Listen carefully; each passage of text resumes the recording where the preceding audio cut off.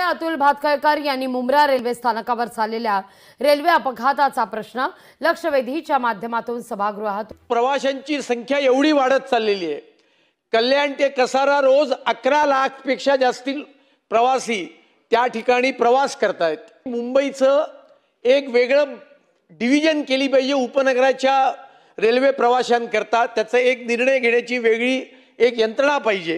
केंद्रीय रेल्वे मंत्री, रेल्वे अधिकारी आणि प्रवासी संघटना यांची एक विस्तृत बैठक या सगळ्या विभागातल्या ज्या समस्या आहेत त्या समस्या युद्ध पातळीवर सोडवण्याकरता, त्यातल्या ज्या काही टेक्निकल अडचणी आहेत त्या दूर करण्याकरता येणाऱ्या काळात माननीय मुख्यमंत्र्यांच्या आणि माननीय केंद्रीय रेल्वे मंत्र्यांच्या उपस्थितीत राज्य सरकार बैठक आयोजित करणार का? डबल इंजिनचं सरकार ह्या प्रवाशांसाठी ज्या काही सुविधा करता येईल त्या सुविधा 100% देण्याचा प्रयत्न करते। रेल्वेची संख्या वाढवून त्यामध्ये रेल्वे प्रवाशांना एसीचं जे तिकीट दिलं जातं त्याच एसीच्या ऐवजी साधं तिकीट ज्या प्रवाशांना दिलं आणि रेल्वेचे डबे जर बंद केले तर पडून मृत्युमुखी पडणाऱ्यांची प्रमाण गौण असेल किंवा किंबहुना नसेलच असं मला वाटतं। त्या माध्यमातून मुख्यमंत्री त्यावर सकारात्मक आहे। प्रवाशांची संख्या दिवसेंदिवस घटणार नाही तर वाढणारच आहे आणि वाढत असताना इतर सगळे उपाय